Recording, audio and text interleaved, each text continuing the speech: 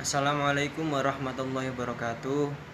Alhamdulillahirabbil alamin wa bihi nasta'in ala umuri dunya waddin. Wassalatu wassalamu ala asyrofil anbiya'i wa imamil mursalin sayyidina wa maulana Muhammadin amma ba'd. Yang saya hormati dosen Makul Bahsul Masail Bapak Muhammad Bahauddin dan tak lupa teman-teman PAIC yang saya banggakan. Di sini kami dari kelompok 3 ingin menyampaikan makalah kami tentang hadis yang bertema tidak menunda-nunda dalam kebaikan.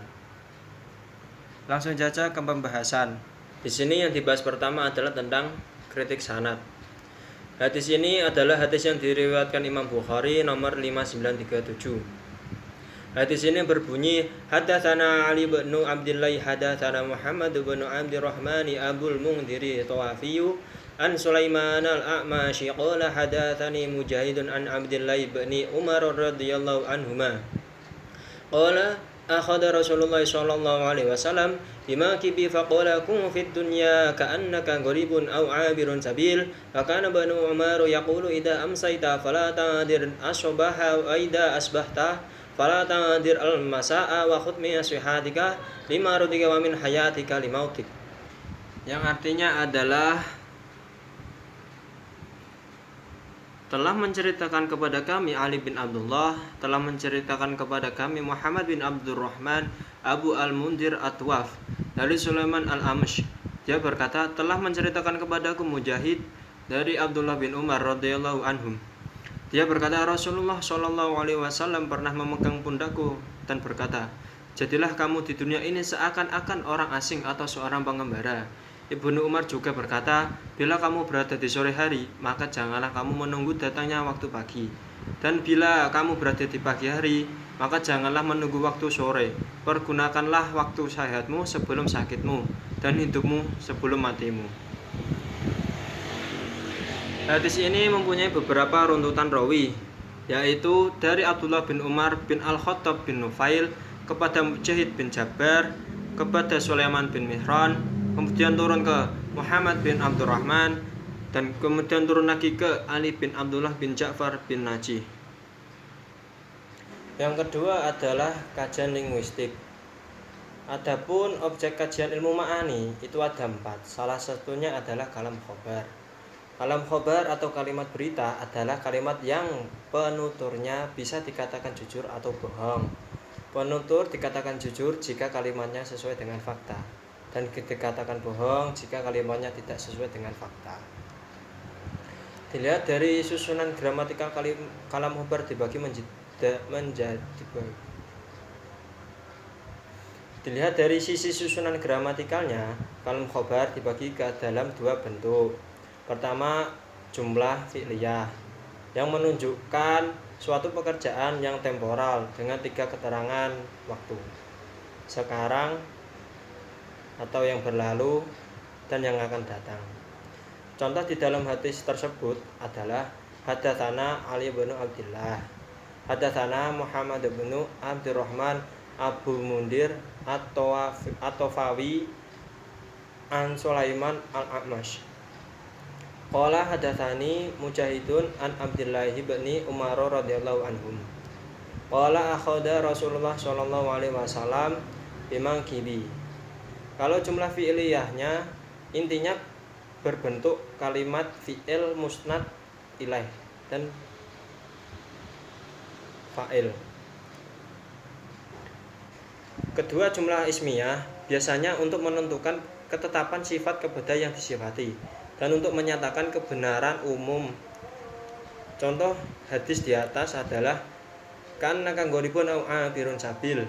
Kalau jumlah ismiyahnya intinya bentuk kalimatnya berupa mubtada dan khobar. Kalimat gharibun di situ menjadi khobar atau musnad dari lafal inna, yang dimana inna sendiri mempunyai amal sendiri karena perombak dari susunan mubtada khobar. Yang selanjutnya adalah kajian konfirmatif. Kajian konfirmatif yaitu mengkonfirmasi makna hadis dengan petunjuk-petunjuk Al-Quran sebagai sumber yang tertinggi. Adapun ayat-ayat Al-Quran yang berhubungan dengan hadis Bukhari nomor 5937 ada beberapa ayat yang saya akan bacakan. A'udzu billahi minasyaitonir rajim. Bismillahirrahmanirrahim. Wasari'u ila maghfiratin min rabbikum wa jannatin arduha samawati wal ardu uiddat lil muttaqin. Artinya, dan bersegeralah kamu kepada ampunan dari Tuhanmu dan kepada surga yang luasnya seluas langit dan bumi yang disediakan untuk orang-orang yang bertakwa. Surat Al-Imran ayat 133. Innahum kanu yusari'una fil khairati wa yad'unana raghaban wa rahaban wa kanu lana khasi'in. Artinya, sesungguhnya mereka adalah orang-orang yang selalu bersegera dalam mengerjakan perbuatan-perbuatan yang baik, dan mereka berdoa kepada kami dengan harap dan cemas, dan mereka adalah orang-orang yang khusyuk kepada kami. Surat Al-Anbiya ayat 90. Ulaika yusari'una fil khairati wa hum laha sabiqun. Artinya, mereka itu bersegera untuk mendapat kebaikan-kebaikan dan mereka orang-orang yang segera memperolehnya. Ketika ayat di atas menunjukkan bahwa sifat orang yang bertakwa dan hamba-hamba Allah yang doa mereka akan didengar dan akan dikabulkan Allah adalah orang-orang yang bersegera di dalam mengerjakan kebaikan dan tidak menunda-nunda suatu amal. Yang selanjutnya adalah surat Al-Ashr. Bismillahirrahmanirrahim. Wal 'asri innal insana lafi khusrin illa alladziina aamanu wa 'amilus shalihati wa tawashaw bil haqqi wa tawashaw bis sabr. Artinya, satu, demi masa. Ayat kedua yang mempunyai arti sesungguhnya manusia itu benar-benar dalam kerugian. Ayat ketiga, kecuali orang-orang yang beriman dan mengerjakan amal soleh dan menasihati supaya menaati kebenaran, dan nasihat menasihati supaya menetapi kesabaran. Surat Al-Asr ayat 1-3. Penjelasan ayat pada surat Al-Asr yang pertama, Allah Subhanahu wa taala memulai surat ini dengan sumpah sebagaimana surat Wasyamsi wal fajr wad duha dan watin. Ketika manusia bersumpah atas nama Allah Subhanahu wa taala, maka Allah Subhanahu wa taala bersumpah atas nama makhluknya. Hal tersebut disebabkan tidak ada selain Dia kecuali makhluknya, dan sumpah Allah Subhanahu wa taala demi masa ini menunjukkan bahwa waktu itu sangat penting sehingga Allah Subhanahu wa taala bersumpah dengannya. Sebagaimana sumpah manusia untuk meyakinkan seseorang akan kebenaran, maka Allah Subhanahu wa taala pun meyakinkan manusia akan pentingnya sebuah waktu bagi manusia. Pada ayat kedua, sesungguhnya manusia itu benar-benar dalam kerugian, menunjukkan bahwa manusia banyak yang merugi. Sangat disayangkan bahwa kerugian manusia tersebut tidak banyak yang menyadarinya, sehingga Allah Subhanahu wa taala bersumpah akan hal tersebut untuk meyakinkan manusia bahwa mereka sungguh berada dalam kerugian. Kerugian apakah yang dialami manusia? Yang mereka alami adalah kerugian tidak dapat menggunakan waktu di dunia ini dengan sebaik-baiknya sesuai dengan petunjuk Islam. Pada ayat ketiga dijelaskan bahwa ada 3 syarat agar manusia tidak dikategorikan sebagai orang yang merugi, yaitu beriman, mengerjakan amal soleh, dan saling menasihati dalam kebenaran dan kesabaran. Iman adalah syarat pertama manusia sebelum syarat yang lain. Hal tersebut menunjukkan bahwa iman merupakan hal mendasar yang tidak boleh dilupakan manusia. Keimanan akan sangat berpengaruh pada kehidupan setiap manusia. Siapapun yang memiliki keimanan yang kuat, ia akan dapat mengamalkannya dalam keseharian. Sehingga jika iman sudah di hati, maka tidak mungkin manusia akan melupakan amal soleh dan kebajikan, yaitu seluruh perbuatan baik yang tidak melanggar norma-norma ajaran Islam.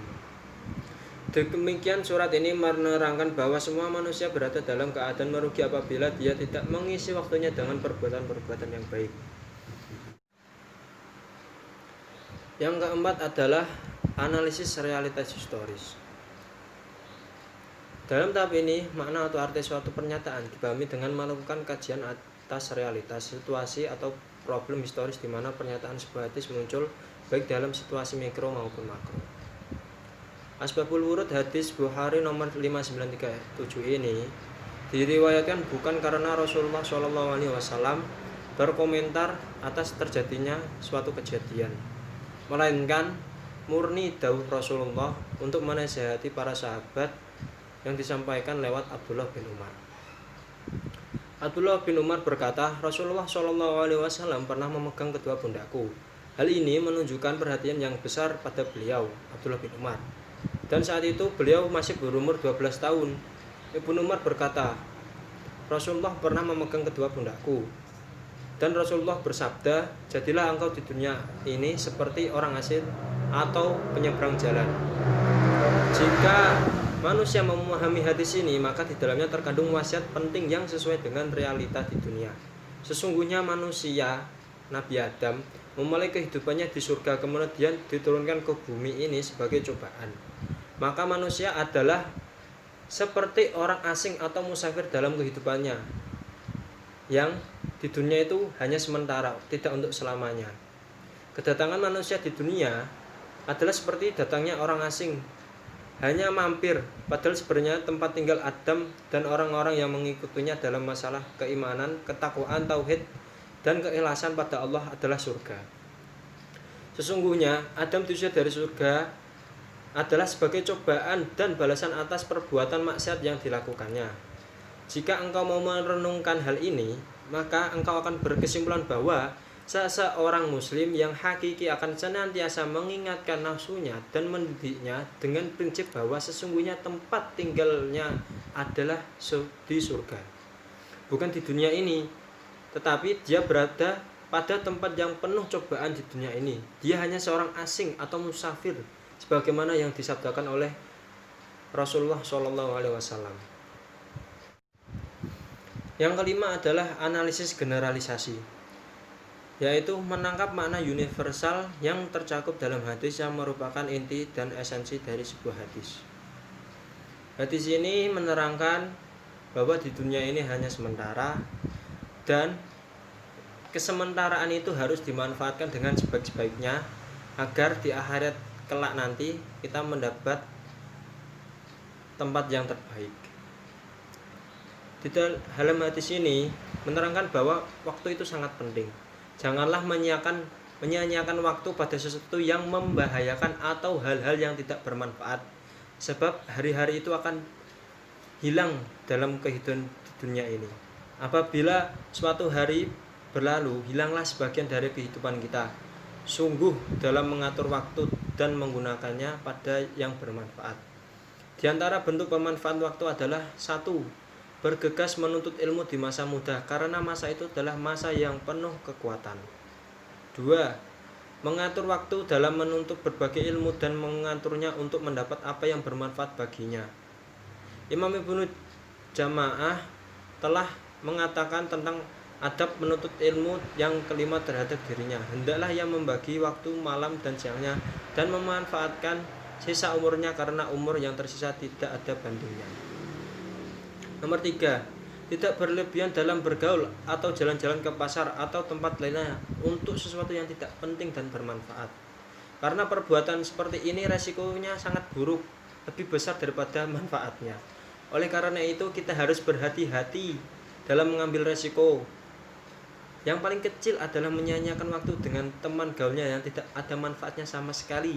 Yang mereka raih dari pergaulannya itu karena banyak canda, basa-basi tanpa ada manfaatnya untuk di akhirat nanti. Nomor 4, tidak terlalu banyak tidur. Tidur inilah yang tidak sesuai dengan kebutuhan. Imam Ibnu Jamaah rahimatullah mengatakan, hendaklah menyedikitkan tidur selama tidak mendatangkan bahaya pada badan dan otaknya. Janganlah menambah waktu tidur melebihi 8 jam, yaitu sepertiga waktunya dari 24 jam. Jika memungkinkan untuk tidur, kurangi dari waktu tersebut, maka lakukanlah. Nomor 5, tidak terlalu banyak makan, minum, dan berbuat maksiat, karena itu menghabiskan waktu dan tidak memperoleh apapun yang bermanfaat, hanya memperoleh keburukan saja di dalam hidupnya. Seorang mukmin wajib menggunakan waktunya pada berbagai perkara yang bermanfaat, karena waktu akan diminta pertanggungjawabannya oleh Allah Subhanahu wa taala. Yang selanjutnya adalah kritik praksis, yaitu mengaitkan makna hadis yang diperoleh dari proses generalisasi ke dalam realitas kehidupan kekinian, sehingga memiliki makna praksis bagi problematika hukum dan kemasyarakatan kekinian. Pesan Rasulullah agar bersikap di dunia sebagai orang asing atau pengembara, yaitu bersikap seakan dunia ini hanya tempat yang kita lewati untuk sekejap saja. Karena orang-orang asing atau pengembara tidak akan terlalu memikirkan tempat yang ia lewati sebentar. Karena itu Rasulullah memerintahkan kita agar tidak terlalu terlena dengan dunia. karena dunia itu fana dan kita di dunia hanya beberapa saat saja. Jika setiap jiwa menyadari bahwa dia seorang pengembara, maka dia berhenti untuk melanjutkan perjalanan. Jangan sampai ada penundaan. Jika dia ingin tidak ada penyesalan, maka berusahalah membuat waktu itu menjadi bermanfaat. Nabi Muhammad saat menepuk pundak Ibnu Umar sambil mengucap, amsaita fala tangdir subaha wa idza asbata fala tangdir asma'a khud min nasihatika limardika min hayatika limautik. Jika kamu berada di sore hari, maka janganlah menunda sampai pagi hari. Jika kamu berada di pagi hari, maka janganlah tunda sampai sore. Pergunakan sehatmu sebelum datang sakitmu, pergunakan hidupmu sebelum tiba kematianmu. Dari Ibnu Abbas, seorang laki mendatangi Nabi Muhammad SAW seraya berkata, duhai Rasulullah, tunjukkan kepadaku suatu amal yang baik. Bila aku lakukan, aku mendapat kecintaan Allah serta kecintaan manusia. Rasulullah bersabda, zuhudlah terhadap dunia, niscaya engkau akan dicintai Allah. Zuhudlah terhadap manusia, niscaya engkau akan dicintai manusia. Betapa waktu sangat singkat, tidak sepanjang nafas yang bisa kita tarik atau nafas yang kita tahan untuk keluar. Bila saatnya tiba, maka ia tidak akan dimajukan atau dimundurkan sedikit pun juga. Dan semua yang telah berlalu tidak akan mampu berbalik sedetik pun akan kembali. Maka dari itu, manfaatlah hidupmu di dunia ini, karena dunia ini tidak selamanya. Zuhud adalah jalan yang disunahkan oleh Rasulullah untuk menjalankan kehidupan dunia ini agar tidak terlena dengan dunia yang fana ini. Yang terakhir adalah kesimpulan. Salah satu hadis Nabi Muhammad yang berkaitan dengan pendidikan antara lain adalah yang diriwayatkan oleh Imam Bukhari nomor 5937 yang mengajarkan kepada kita bahwa jangan mudah untuk menunda-nunda suatu pekerjaan karena waktu itu sangat berharga, dan agar tidak terlalu meninggikan urusan dunia yang hanya sementara, karena kita tidak tahu apa dan bagaimana hari esok akan terjadi, karena hanya Allah yang maha mengetahui dan apa yang akan terjadi dengan kita di hari esok. Maka dari itu Rasulullah SAW berpesan agar kita tidak terlena dengan apa yang kita rasakan di dunia ini.